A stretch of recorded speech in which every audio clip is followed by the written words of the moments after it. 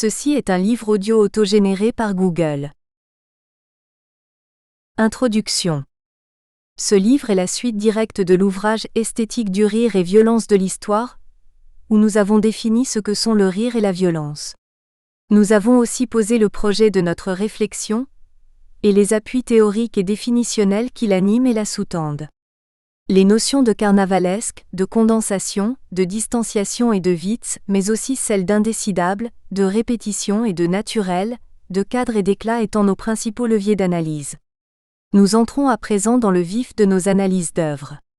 Ici, nous nous concentrons sur la dialectique corps-rire en lien aux violences et sur l'observation variée d'œuvres modernes et contemporaines qui tentent de résister aux violences de l'histoire.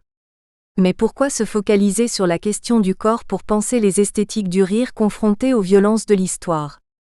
Nous avons partiellement répondu à cette question à la fin d'Esthétique du rire et violence de l'histoire.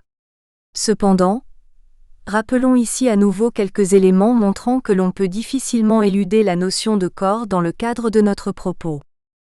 En effet, le rire est étroitement lié au corps et inversement, car le corps est le lieu même du rire, même quand celui-ci est intériorisé ou introverti. Si l'on rit avec le corps en tant que spectateur, le corps est aussi un matériau de l'esthétique du rire. Ainsi, le corps est un lieu, un espace, un motif, un moyen esthétique de la création des formes du risible, il est un support fondamental de la déformation, de la gesticulation, de la chute, de l'accident et de tout ce qui fera l'élaboration plastique et tangible du rire.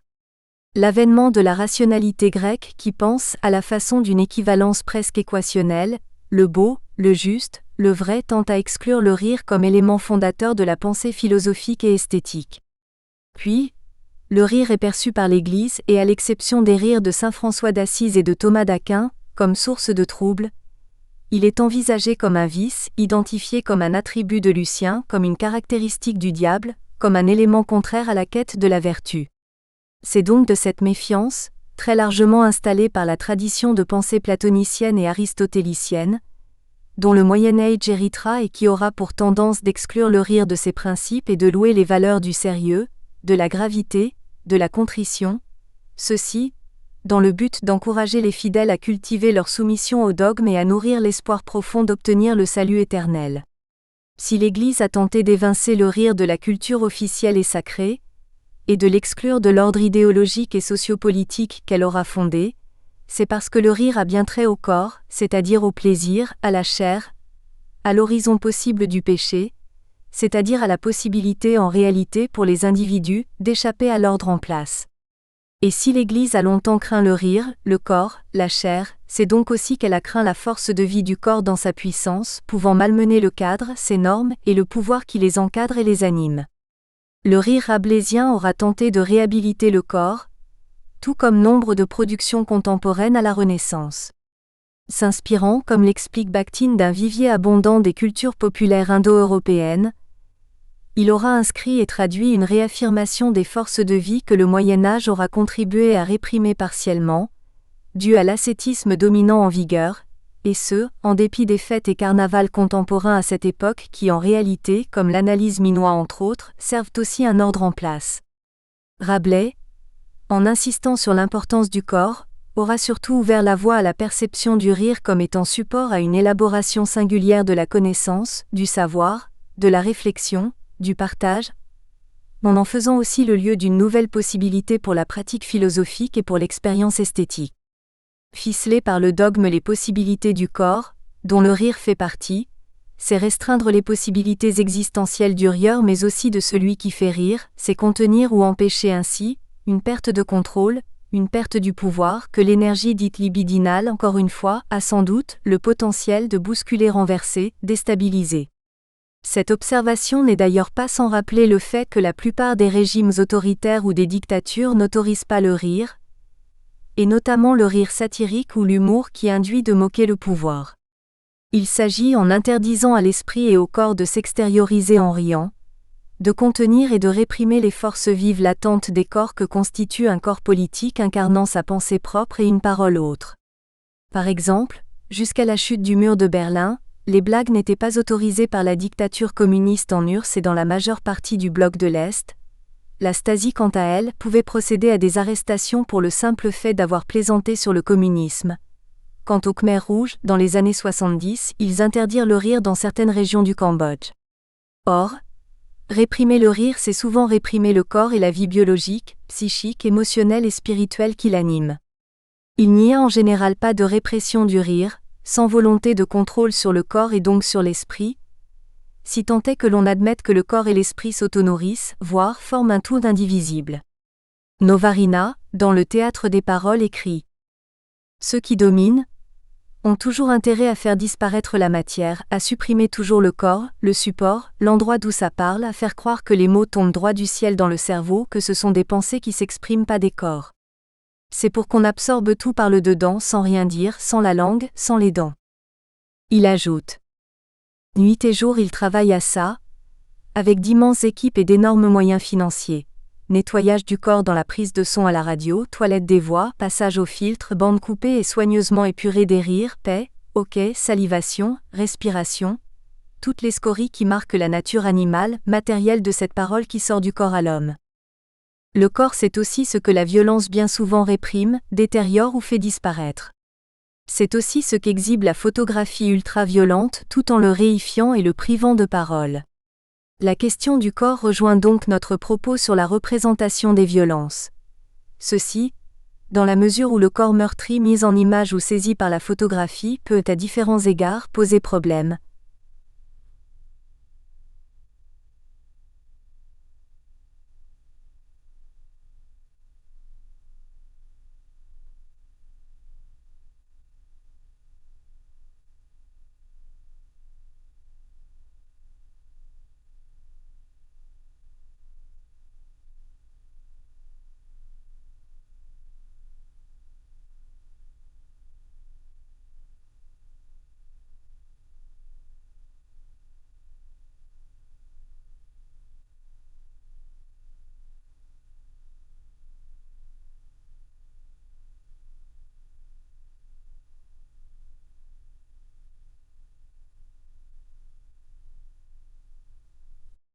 Le corps meurtri, autrement dit la douleur du corps montrée, saisie par les images photographiques, rend problématique le processus ou le chemin que se frayera l'identification du regardeur ou du spectateur à ce qu'il regarde. Voyeurisme, sensationnalisme, banalisation, chosification des victimes représentées, reproduction dichotomique de l'ordre symbolique et social du monde tel qu'il est actuellement organisé, inscription d'un « eux » et d'un « nous » dans l'image qui n'a pas une fonction incluante des victimes. Tout ceci est la conséquence du corps meurtri saisi de façon non scrupuleuse par l'image. Le corps, c'est aussi un motif ou un support essentiel dans le dispositif esthétique de nombreuses œuvres contemporaines qui traitent de la violence et qui construisent à la fois du risible pluriel et protéiforme.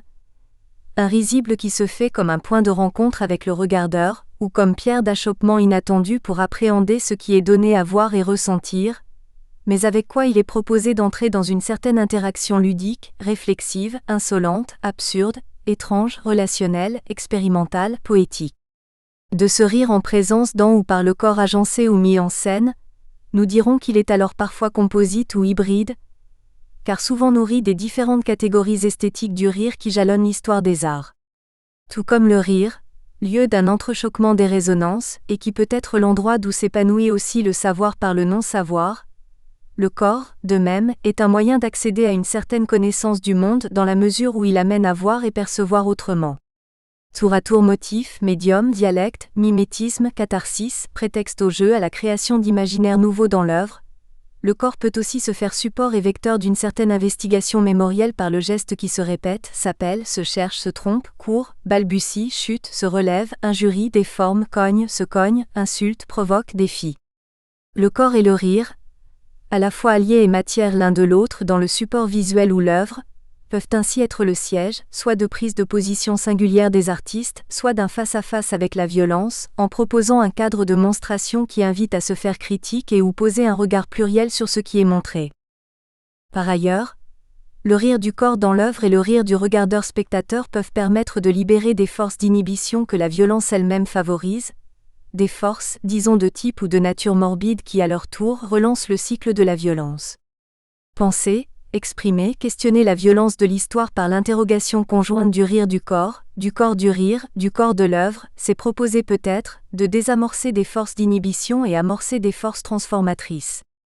Car le corps insuffle une agitation, un passage, une circulation qui modifie l'image, le cadre, le contexte, la norme, la fixité, le pathos, la léthargie, l'indifférence. Il est l'objet de mise en scène, il se déguise, se renverse, se disloque, se voit dispersé, absurde, agrandi, déformé, il s'enfuit, s'insurge, se cache, se disloque, se fractionne, s'élève, tombe, s'écarte, injurie, s'accroche et recommence. Le corps du rire et le rire du corps sont pris à un héritage esthétique très ancien auquel les œuvres des XXe et XXIe siècles continuent de s'alimenter. Nous souhaitons tenir compte de cet héritage et observer la capacité d'œuvres, qui articule un rire du corps, à élaborer une distanciation et une intelligibilité esthétique qui prend position, Didier Huberman. Ce que nous pouvons appeler les corps du rire, peuvent-ils éviter les écueils de l'image choc? Comment rire, carnavalesque, vite ces distanciations se distillent, se répandent, s'insèrent dans les œuvres modernes et contemporaines pour élaborer un corps du rire à l'épreuve de la violence de l'histoire? Comme se répètent les formes et se renouvellent par le rire du corps, des processus de monstration de la violence de l'histoire? Comment le corps du rire, ou le rire du corps, peut-il insuffler un esprit ludique, critique et ou poétique, générer de l'indécidable? Comment le corps du rire peut-il, dans l'œuvre et ou l'image relative à la violence de l'histoire, proposer du commun, renvoyer à une commune humanité ou une universalité, tout en exprimant la pluralité, la multitude tandis que la violence et le rire peuvent être excluants? Comment le corps du rire ou le rire qui touche au corps réitère le réel ou bien reprend des images ou des modèles pour convoquer du naturel, c'est-à-dire une force naturante pouvant induire une force cathartique, une force d'imagination, une polysémie, un élan vital? Comment le corps peut-il inviter le regardeur-spectateur à se faire lui aussi, créateur de l'image? Comme le corps du rire et le rire du corps articulent une résistance au sein de l'œuvre? Comment la dialectique rire-corps, esthétiquement articulée dans l'œuvre relative à la violence de l'histoire, induit-elle un passage qui résiste au cadre lisse de la représentation? Comment peut-elle en ce sens se faire résistante? Nous nous proposons de répondre à ces questionnements en nous appuyant sur des analyses d'œuvres choisies, et sur nos outils théoriques, préalablement définis dans le livre précédent. Nous verrons dans un premier mouvement, à partir de l'image cinématographique, en quoi le déplacement du corps parvient à alimenter une énergie particulière dans l'image comique ou tragicomique pour éclater les cadres. Un second mouvement s'intéressera à la vidéo d'art contemporain. Il s'agira de se pencher sur la question du corps mis en scène qui s'empare des clichés médiatiques. Dans un troisième temps, nous nous concentrerons sur le rire en lien au corps morcelé, au corps fragment. Dans un dernier mouvement, nous nous focaliserons sur le rire du corps cathartique et performatif. Premier moment, corps cinématographique. Chapitre 1, corps fictionnel et corps comique. Bergson et Freud mettent en lien le rire et le rêve car le rêve est le siège de la fantasmagorie et de l'invraisemblable d'où le rire tire une énergie, une force, d'où surgit aussi une puissance d'imagination. Or la puissance de l'imagination est une puissance de vie, une force naturante qui gagne le corps et qui montre aussi celui-ci de façon singulière. Dans les rêves en effet le corps est exagéré, déformé, élastique, invincible.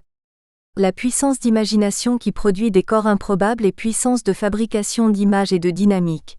Non réaliste, le rêve, langage de l'inconscient qui fragmente, monte, code, déforme les images et les images du corps, n'en demeure cependant pas moins intrinsèquement lié au réel. Le rire de même touche au réel en s'en démarquant. Le rire se nourrit à une part de rêve, à cette latence de l'inconscient qui crée, fabrique des images déformées ou déformantes. Il induit souvent une forme d'irréalité fictionnelle. Le corps du rire connaît alors son territoire d'épanouissement dans l'irréalité de la fiction, notamment la fiction comique ou tragicomique. Or, c'est aux œuvres de fiction que nous devons pour une grande part l'élargissement de notre horizon d'existence, écrit Paul Ricoeur dans Temps et Récit. Rancière, quant à lui, oppose à une pulsion de scientificité qui finit par dévorer l'histoire, la richesse du récit même. Or, tout récit implique une part de fiction. L'écriture de l'histoire implique le récit. Pour Rancière toujours, l'histoire ne peut couper son lien avec la forme du récit. Le récit va de pair donc avec la démarche scientifique de l'historien.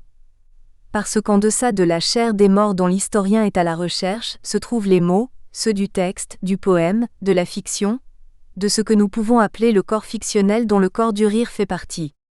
Or, c'est d'abord par la fiction propre au récit cinématographique que nous allons amorcer notre réflexion relative à la dialectique corps-rire attachée à la violence de l'histoire.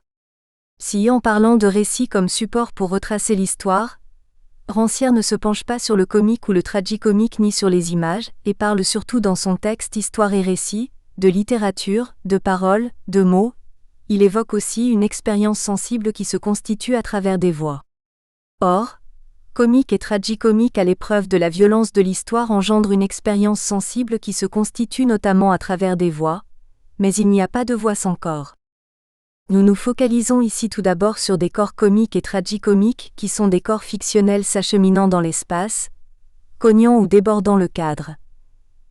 Des corps en déplacement ou en mouvement qui résistent, s'échappent, fuient la violence et se rendent dans une irréalité que tissent leur malléabilité, leur extensibilité, leur plasticité dont le rôle n'est pas d'inscrire une banalisation mais d'élaborer un double mouvement d'appréhension sensible et de distanciation. En outre, le corps comique et tragicomique du film et du corps lui-même, à l'épreuve de la violence de l'histoire, souvent ne dénie pas le pathos, il l'inclut, le traite, l'explore, l'apprivoise. Ils en font une matière esthétique, une matière à penser et ils ne se laissent pas dévorer par lui. Et ils aménagent aussi un SAS de décompression et de relâchement pour prévoir, aménager, permettre d'autres modes d'existence psychique, émotionnelle et intellectuelle, d'autres temps d'appréhension plus frontaux qui permettent quant à eux, de voir le réel historique dans la béance de son abîme. Ainsi, le corps comique du film, de la vidéo, de l'acteur, de l'artiste etc. n'existe pas en posture concurrente du document aspiré ou poussé par la nécessité d'une énonciation analytique ou mémorielle plus grave ou sérieuse de l'histoire. Il fonctionne en l'incluant implicitement. Le corps comique, et plus largement le corps du rire à l'épreuve de l'histoire dans sa violence n'est pas un corps réel, c'est un corps dont l'imagination appelle, soit étendre la potentialité vivante du réel, comme si le corps du rire appelait à une extension utopique des possibles, soit à prendre du recul face à l'image qui prétend montrer la réalité de la violence, soit à repenser les modalités d'inscription du corps réel dans sa considération à une inscription socio- et géopolitique. Le corps fictionnel, dont les corps comiques et tragicomiques sont notamment des éléments, renouvelle la représentation de l'histoire. Faire rire en lien à son évocation, c'est distordre la dimension convenue, figée de son appréhension, c'est possiblement en renouveler les questionnements. Le rire du corps comique et tragicomique fictionnel dans les œuvres face à la violence de l'histoire amène à trouver des points d'apostrophe. Ancrage réflexif qui permettent ainsi de redistribuer le désir de savoir, de réamplifier une implication dans la volonté de connaître ou de comprendre et de diversifier une certaine confrontation au chaos qu'induit l'inouï de l'histoire. Le rire du corps fictionnel flirtant avec l'expression du chaos, mais se cognant aussi contre les bords du cadre. Le corps du rire, c'est aussi le corps immatériel et humoristique, railleur et critique de l'artiste ou du réalisateur qui s'installe dans la mise en scène elle-même et que nous verrons plus loin. Mais d'abord, qu'est-ce qu'un corps comique ? Corps comique et cadre. Tout corps comique arrive et s'incarne sous la forme d'une catastrophe ou d'un conflit avec la fixité du cadre dont il vient bouleverser l'organisation, la loi, ou qu'il va mettre en jeu. Tout corps comique s'accomplit dans une capacité à la distorsion ou au renversement, tout en survivant au choc et à la brutalité qui lui est opposée et imposée. Il n'en est pas tout à fait de même pour le corps tragicomique, comme on le verra plus loin. Tout corps comique est ainsi suffisamment plastique pour distordre un agencement donné qui ne parvient pas au final à l'engloutir. Cette plasticité corporelle et mentale toujours alerte, vive ou décalée, est notamment propulsée par l'accident mais aussi par la puissance du jeu et de l'imagination, lesquels soit désarticulent la norme d'un contexte donné, soit ouvrent une issue, une porte, une voie, une traversée, un chemin par lequel s'enfuir. Car le corps comique souvent est un corps qui fuit, se fait poursuivre, pourchasser, battre, rosser. En plus d'être singulier sur le plan de sa corporéité, c'est-à-dire difforme, excentrique, monstrueux, énorme, minuscule ou chétif, le corps comique se veut un corps fugitif ou accidenté qui inscrit un rythme à rebours qu'il soit lent ou rapide.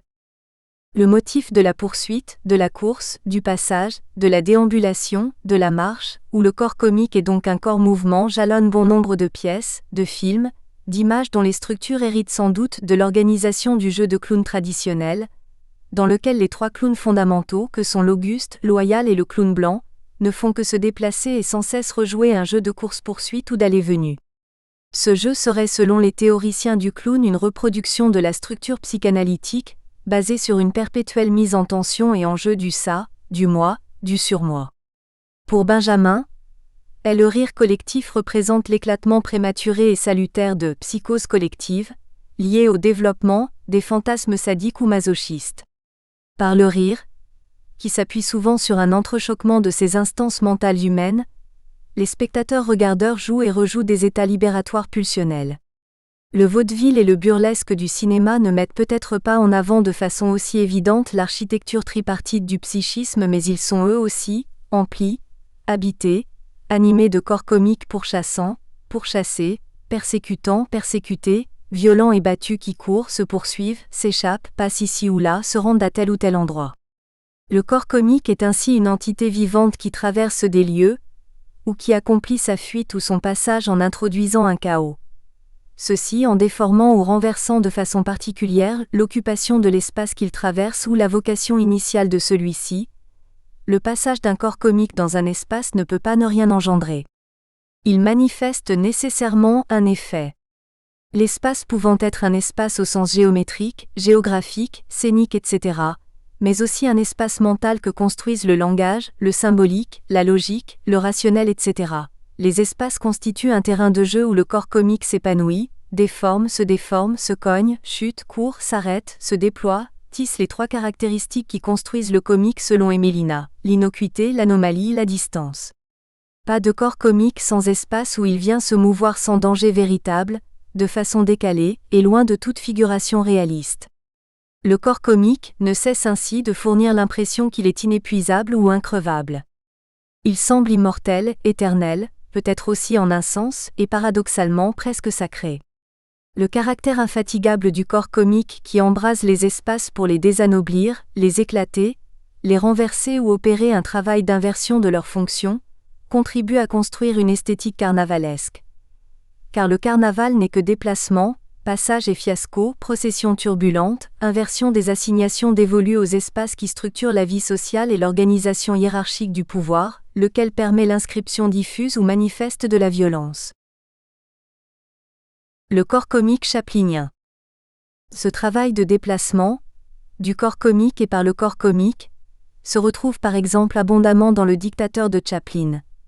Le barbier n'y cesse de répéter le motif de la fuite ou de la course ou encore celle de la traversée de lieux dans lesquels il sème le trouble, le désordre, la zizanie, l'anomalie, l'étrangeté comique de son corps et peut-être même de son être, qui paraît presque élastique, car adaptable à souhait, résiste à la logique d'asservissement que l'ordre des espaces suppose, convoque ou met en scène. Cette dynamique carnavalesque du fiasco est propulsée dès le départ. Le barbier, dès le début du film, se retrouve sur un champ de bataille. Il vient de tenter de projeter une bombe à l'aide d'une ficelle minuscule, qui ressemble davantage au lacet d'une chaussure qu'à un système de déclenchement technique. Il vient de tirer sur cette ficelle pour pouvoir propulser la bombe, mais celle-ci, au lieu de s'élancer et de s'ériger furieusement dans les airs pour détruire sa cible, émerge timidement du canon et s'étale mollement au sol. Notre personnage se rend vers la bombe pour tenter de comprendre ce qui ne fonctionne pas, mais la bombe posée au sol le suit. Le déplacement du corps comique du barbier accentue alors sa vitesse et son intensité en gradation. Au début, quelques pas seulement inscrivent le déplacement de son corps, d'abord dans un sens puis dans un autre.